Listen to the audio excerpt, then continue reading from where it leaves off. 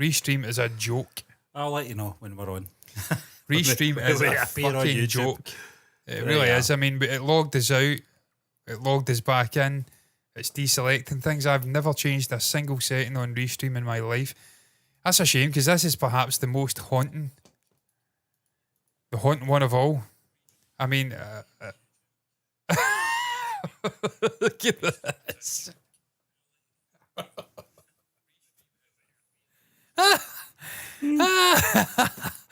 What the fuck is that? Yeah. What is that? I think for anyone just tuning into the show. Yeah, welcome back. We've actually been on Twitch for the last 20 minutes or so. I'm making an announcement. This is not an announcement, folks. This image that you see on the screen right now is not our new member of the team. He's not coming on to the show. This thing.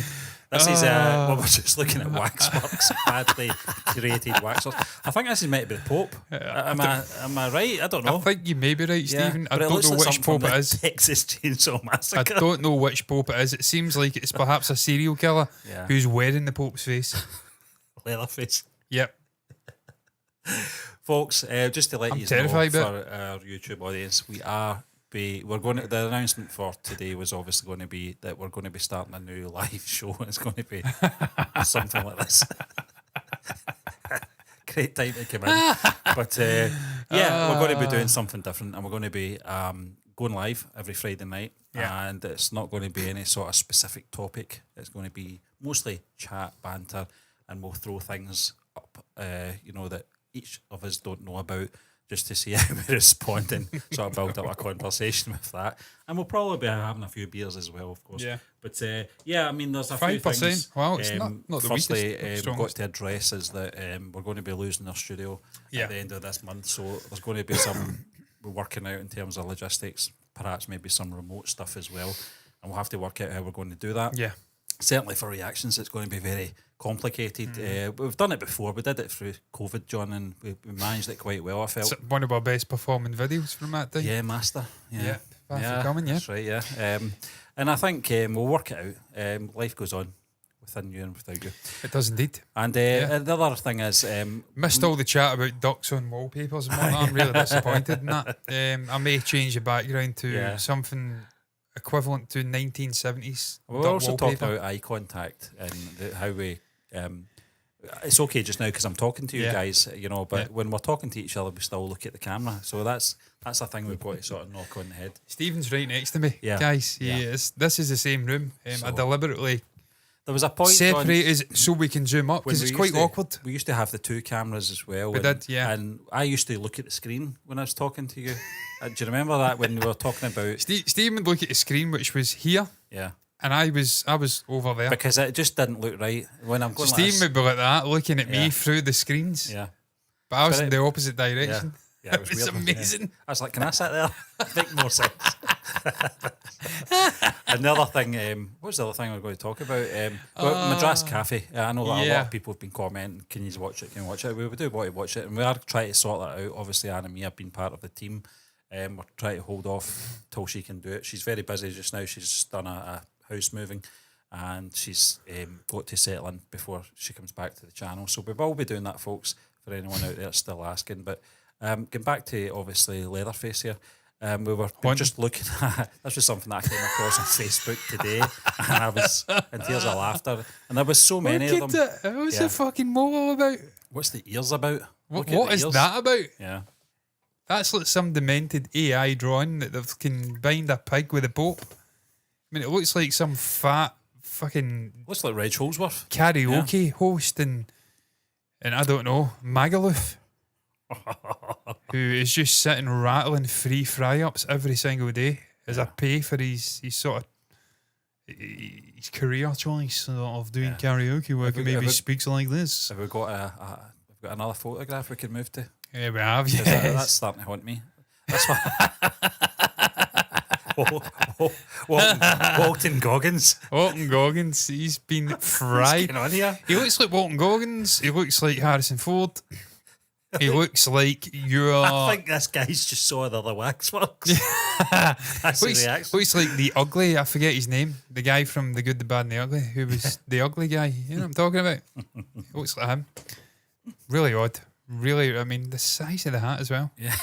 Fucking extraordinary. It was like the hat I gave you that time, Stephen. Train driver. Stephen came round without a hat one time, many moons back, and I gave him a Boston Red Sox hat that was probably It was bending my ears down. Probably a little bit too big, even for me, to be fair. And I gave it to Stephen. Stephen's got a slightly smaller head than me, I think. And it was he was like he says, it was his ears were holding it up. And we'll go back to this one because the YouTube stream never got the pleasures of this. Prince William doing a shite in his sharting into his breeks, as we like to call them here, panties, undergarments for the rest of the world, and he is enormously pleased with himself. I'll be honest, I mean, I'm looking at both of them and they look quite demented, but they would make really pretty good Doctor Who villains, both of them, I think. Yeah, exactly. Yeah, if they ever done that, I would be. Yeah, the Adam what were they Tussauds called again? Yeah, what were they yeah, called? there was a wax one. Yeah, there was a family of like shop dummies, wasn't there? Yeah, what were they called? I can't remember. I'll come back to me. Prince William's got far too much hair. He never had that much hair in an official garment like that. It looks like he's got his brother's hair there. Yeah. I was thinking that's like Harry and William combined. I remember William ever having ginger hair. Yeah, Gangmeister. Yeah. Teeth are really weird. Weetabix on top of his head.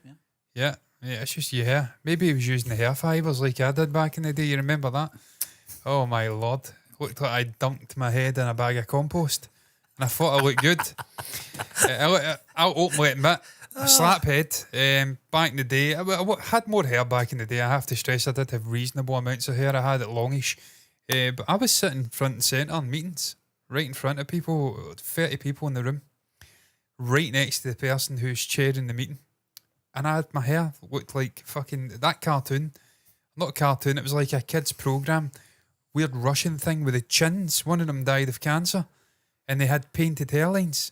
All right. I looked like that. Yeah. My hair was just ridiculous.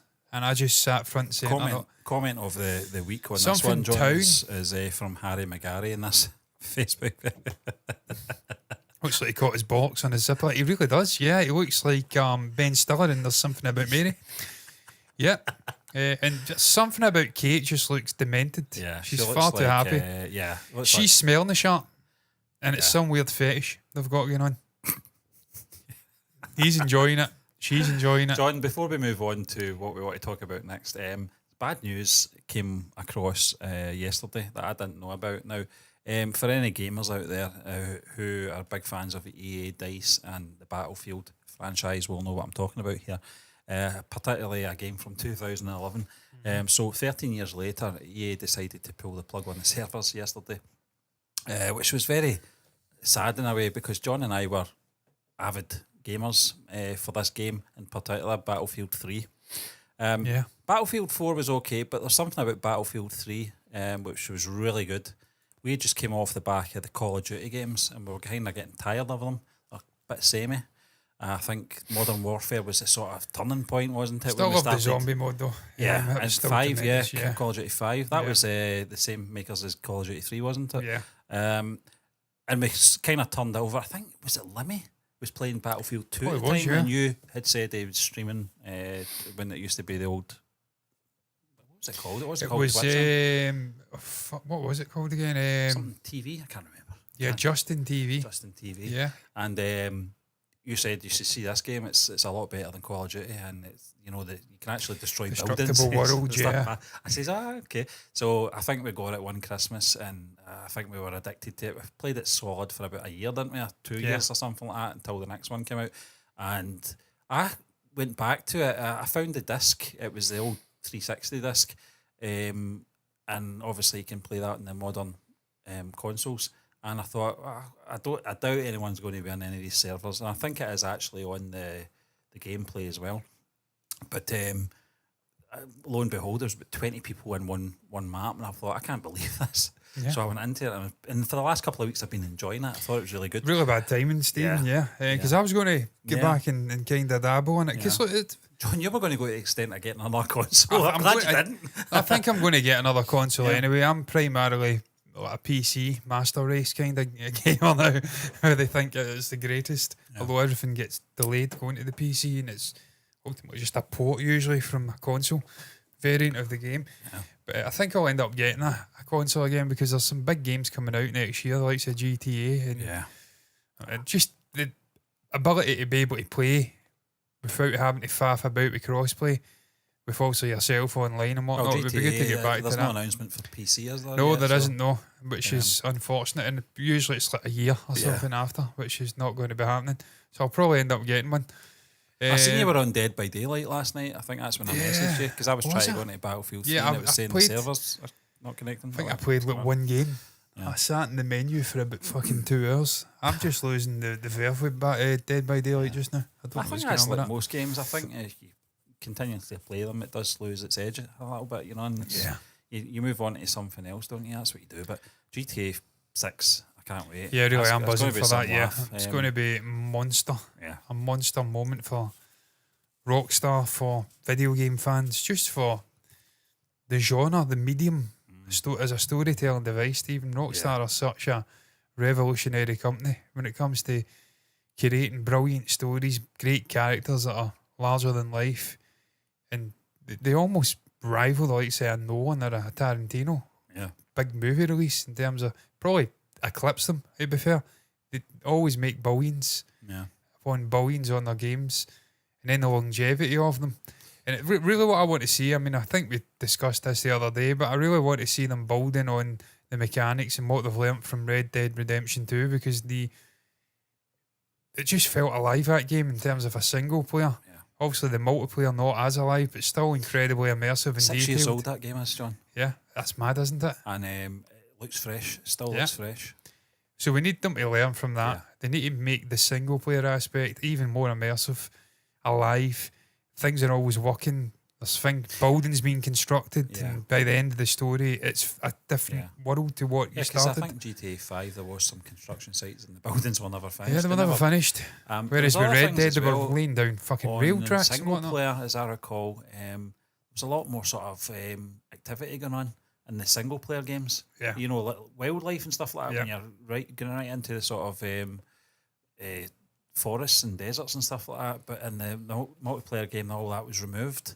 Yeah, you know, and I don't know, obviously there was a reason for it, but they have to do that. They have to, and maybe AJ as well. I don't know. That'd be weird, wouldn't it? I mean, I said that the other day. I would love to see them doing, certainly for online, just customizable appearance related stuff. Make height a thing, weight a thing, lifestyle choices within the game. If you don't exercise, you become fat and it affects your ability to run. Just things like that. If you're too skinny, maybe it affects your strength and you're not able to carry out tasks. Just adding immersiveness. Yeah. That's the next logical step because GTA 5 and just GTA Online, it was incredibly successful. They pumped so much money into it. They obviously earned a fuck ton of money out of it. Yeah. But it was stagnant. It was static. I wonder if they'll adapt VR into GTA. I'm not sure about VR, Steve, and I don't know the VR things. I don't know if that's got much legs in it. I'd love to think Ready Player One's something that will happen in the future. Yeah. Where you've just all connected and it's fucking crazy realistic, but I don't think it's going to happen, man. Zuckerberg tried it with the whole augmented reality bullshit, didn't he? And it's just not going to happen. Yeah, it just ain't. It's not. It's not there. I don't think we'll ever be there. Nah. I mean, perhaps we will. You've seen it with Apple. They've released their one, haven't they? And it's people walking about with on looking like absolute tits. So I suppose you want to spend £3,000 and look like a tit, then it's your choice, your prerogative, not my thing though. Yeah. Stephen, briefly though, what is your opinion on this? This is a random one. Yeah, the Grammys. I spoke about this a little while back. Yeah. I just really want to check how many of these artists, because Stephen notoriously not into modern music. Nah. I'm a little bit more into it. Like Charlie XCX, I think she's about the same age as me. I know her. Obviously Taylor Swift, we know. Kendrick Lamar, I know. I know the name, but I couldn't even tell you what that person looks like. And I'm saying person because I can't commit myself to who Kendrick is. Kendrick, absolutely. He was in a sort of a bitter... I'm reading the paragraph now. His, right, okay, I get it. It's him and Drake. Right, do you know Drake, Stephen? Heard it. Don't know. Well, he had a sort of... Yeah, or is that a guy? No, it's a guy, a Canadian guy. Okay. Want to be kind of hard man gangster type rapper, but he's not. He's very polished, very corporate. Kendrick everything that I just described there is applicable to him. A little bit small. Chapel Roan, I've heard through my daughter. Yeah. She's interested. She said, do you like Chapel Roan? And I said, where's that? I don't know who it was. She did HTO. Yeah. HTTOGO, I think. HTTOGO. She's done that. She's done the. I actually really liked to the be other fair to song. me, John, I'm nearly 50, so I'm not really going to know a lot about. I don't know who the fuck Andre 3000 is. Andre 3000's been about for a good 30 years, Stephen. He was an Outcast. You remember the band Outcast? Is that the Hey Ya? Yeah, Hey Ya, Is that and Mrs. Jackson. He's the sort of the main slimmer guy? guy. There was two guys, yeah. Right. There was a kind of chunkier guy, and then you had Andre 3000. He was quite a lean, cool geezer. Yeah, I know who you're He's talking been about for years, sort of goatee long hair. Yeah. So yeah, that's I know him. who they were, yeah. Yeah, Andre's fucking great. I love Andre. I'm surprised to see the Beatles in God, there. yeah, Record yeah. of the year, that was last year. Yeah, I think it is always behind though, isn't Yeah. it? But looking at the album of the year, Stephen, I mean, I know you're not going to. I mean, Jacob Collier's in there, fucking hell. He's such an oddball, sort of brilliant musician and artist, incredible ability to sort of perceive music and key changes. He just knows music, but is it really an album of the year? I fucking doubt it. For me, looking at that, I just thought I'd break this down briefly. I don't want to get too bogged down. I'm understanding the time as well. Sabrina Carpenter. Yeah. I know you probably don't even know who Sabrina Carpenter is, Stephen, but had a monster year. At least 4 songs in the charts. Espresso, probably the biggest one. What was the other one? Please, prove them right or something. I think it's Please, Please, Yeah. Please. She's getting out with Barry Keegan. Ah, right, yeah. So she's pretty cool. There's a guy I watched, we spoke about him, Rick Beat something. You know what I'm talking about? Beatle, yeah. Rick Beatle. Yeah. He breaks down sort of newer music and he says she's actually one of the few phenomenal, artists that guy, in yeah. recent times who's put in like key changes, chord changes in the sequencing of the song. John, it's funny you're talking about him because I was watching one of his latest videos. I think it was titled something that we don't really like to talk about or something. I can't remember. But it was talking about obviously the sort of age of creativity and sort of that period in your life where I think after the age of 30, your creativity starts to diminish. And I actually, his argument stood up. I mean, there was rare examples of people after the age of 30 that still had creativity, obviously. But on the whole, I actually did agree with a lot of the things. I mean, you think of all the acts and artists and bands that have broke out, they're usually about 21, 22, 23, 24 at the latest, they start making it big. Yep. Then they have an explosive period for like 6-7 years. Maybe they continue into their early 30s, but it tapers down. You think of the Beatles to an extent, some of their best work. I mean, you could always make an argument Paul McCartney, John Lennon continued into their 30s. There was some brilliant stuff, but not to the extent of the Beatles. If you compare it, And you think that was what, 1963, they really broke out to 1970. John would have been 23. Yeah, I mean, Mark would have been they hadn't 22. yet hit 30 when they split up. It was just phenomenal when you think about it. So that's an example of what you're talking about. 20s, just explosive, sort of creative stuff. Dylan. Yeah. There's a whole, even modern acts, like Adele, for instance, came out in her early 20s. She's kind of disappeared a little bit, and she'd still bring stuff out. Sheeran, they do a lot of background stuff as well. Yeah. You probably don't know about in terms of writing for other artists and stuff like that, but I think that's probably the sort of Foo peak point, Fighters. is it? Yeah. Dave, you think, mid-90s, he'd have been about 25, 26. Yeah. You could argue after the 2000s when he went into his 30s, still put stuff out. There's still some good stuff now and then, but first 3 albums of the Foo Fighters were by far the best in my opinion. Yeah. And then the rest is pretty samey. We're talking about Coldplay, similar things. So I think you're absolutely right, Steve. Yeah, I'm not Rick Beatle, but no, he's fucking great. I love that guy. I can watch all of his videos. Just it doesn't matter what the subject is, if it's modern music or old music or whatever. The guy's just presentation's fantastic. The way he breaks things down, explains things, and he's a talented musician as well. Yeah, very multi-talented. He is. Yeah. I'm just looking at Song of the Year, and I just can't help. It reminds me of Anthony Bourdain. Anthony Bourdain was a cool guy as well. I mean, what happened to him was a travesty. He was such an interesting guy, travelling the world. That was the sort of food guy, wasn't it, that vlogged? Yep. Yeah, he was brilliant. He came to Glasgow. Just all over the place. Yeah, it just wasn't a food snob or anything like that. Try anything. No, it was just his unique way of exploring countries via food and their culture and how it interlinked. It's just, that's something I've always agreed with. Food is a sort of insight into a country and its people. Yeah. the way they eat in their diet, I don't know what the fuck that says about Scotland, because their diet's atrocious. You think of Greece, you think of Italy, you think of Spain, you think of France. I think we're getting better. Because of multiculturalism, no, Stephen, it's certainly not down Well, it has to be, yeah. Fucking Ethel eating her gammon every day and deep fried Mars bars. Kind of horrendous. But these other countries, man, food's an insight into their entire culture. It's like Grand Admiral Thrawn from Star Wars, but instead of artwork and culture, it's food. And he's right. Song of the year, I mean, if I was biased, I'd say Now and Then, last Beatles song, but realistically, it's probably going to be Beyonce, because for some fucking reason, they've shoehorned Beyonce into this. Like you says, it was last year. She's not been relevant this year. Yeah. If you're talking about this year, it's probably Espresso by Sabrina Carpenter, or even Good Luck Babe by Chappelle Roan. Because, I mean, that was that other song I was talking about. Really interesting tune. Yeah. She's an interesting young woman, Chappelle Roan. I think she's like 21 or something. Quite a mature head on her. She's pretty fucking good. I like the way she sort of focuses her songs. They're all different, quite unique. As much as Taylor Swift again. In terms of Now and Then, John, I like it. Don't get me wrong. It's a good song, but it's not even the best Beatles song. So it's not even the best from that sort of period of record of the year. Sorry, of when they were recording those for the anthology. Song of the year. Song. I mean, that was record of the year. I don't know what I'm talking about. I have no idea. Die With a Smile. I like Die With a Smile. I liked it. I thought it was really good. Is Record of the Year album? Is that what they call albums? Because they've got Album of the Year, then they've got Record of the Year, and then they've got Song of the Year. What? No, I don't get it. I mean, again, it's going to be fucking... There's a Please, Please, Please one, yeah. Really good song, man. Yeah, really good song. I like the way it's structured. Got a great voice. I don't know if she's an actual musician, but certainly interesting. Barry's punching above his weight, I'll tell you that right now. Die With a Smile was very good. I liked that with Lady Gaga and Bruno Mars. Really interesting composition.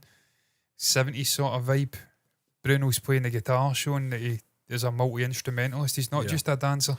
Can play piano, can play guitar. Cool fucking guy. I love Bruno. I know you're not as much a fan, Stephen. I've always liked Bruno. I'm not even sitting on the fence with Bruno Mars, John. It doesn't really come into my radar, if you know what I mean. It's not a case that I don't like him. I do like him. I just... whatever. Can shift, as I like to say. New artist, I mean, again, Sabrina Carpenter, Chappelle Roan. I mean, we could give Ray's fucking pretty interesting as well, sort of Essex, London type. Get an incredible voice, kind of like a more stable Amy Winehouse, not really doing drugs and drink and sort of get a death wish. Kind of similar vibes to her. I mean, the rest, I mean, I've got a fucking clue. I really haven't. Songwriter of the year, probably Ray. Yeah, I mean, I'm getting to that point, Steve. I mean, I'm not going to linger on it. I just thought I'd dabble on it. I went to that shot. Look at this. So this is the Grammys. Can't wait. It's the whole thing. I can't wait to. I can't wait till that comes out. I'll be tuning into that. You know. I made predictions, and I think I was fucking wildly off. Last time I would never have done a show. I mean, Steve, I listen to Radio 1 every day. Yeah. I like the presenters. They're about my age. I like the chatting. It's good when you're driving about. You've got that sort of voice and they're laughing and joking. It's good to have that when I'm out like 4, 5, 6 hours driving. So I listen to that, and that kind of keeps me kind of in tune with modern stuff. I'm obviously more like yourself, more attuned and drawn to more older stuff, 60s, 70s, kind of classic rock. That's what I'm into. Pop, I would say as well. The Beatles come under. I love the Stones. I love the Beatles. Led Zeppelin. That's what I'm into, man. That's what I play the guitar. That's the type of music I connect with, bluesy rock stuff. But I still keep my ears open for the odd little catchy pop stuff. And Sabrina Carpenter in particular this year's fucking produced some corkers. So I like to keep my fingers in the pies, you know, to just keep down with the kids because I'm getting older. And I'm not accepting it. This is where our music playlist on the channel, John, could really use your expertise. It's really good. Rather than just Beatles and Oasis stuff. I mean, I listen to everything. Yeah. Everything. I listen to Andre Rieu, Johann Strauss, Willem Furtwanger, then I'll go to Tupac, then I'll go to Chappelle Roan, then I'll go to the Beatles, then I'll go to some other fucking mental thing. I don't know. Just Biffy Clyro. I listen to everything. Absolutely everything. I like to take a piss out of Biffy Clyro. Yeah. Because of the ridiculously posh Scottish accent. Cliffy Byro, yeah. Oh, black chandelier, it's casting shadows and lies. Yeah, not my cup of tea. I mean, I love that. I do like them. And he's a cool guy, but I digress. Look, that's going to round it up. We're done. no real topics, so I don't have to go through all that bollocks of saying, did you like this, you want to share something on it. Really just, like Stephen says, midway through the stream, because Restream forgot to check the YouTube thing. Not me. I don't touch these settings. They stay on all the time. But really, as Stephen says, just announcing a new kind of a stream podcast thing we're going to do on a Friday night, which was more off the cuff, more fluid, spontaneous. But a bit more energetic than this. More energetic. It's a lot of playing about. Fucking tonight, about, with the horrible thumbnail and whatnot. It was unplanned. We didn't even know we were doing this an hour ago. We went into it, 2-footed challenge. Talking about like wax Vinnie works, Jones. Waxwork dummies, Prince William shitting himself in Madame Tussauds. Some horrible Madame Tussauds somewhere in the back arse of fucking nowhere. Just random. And that's what it's going to be. We're going to pick out random things and test each other. Get reactions and draw conversation. That's what it's going to be. So we announced that. Share your thoughts on it down below if you've got anything to say. Like the video if you've enjoyed it. Subscribe to the channel. Hit the bell icon to get notifications straight to your eyes. All that's really left to be said is thank you for watching us. And until the next time.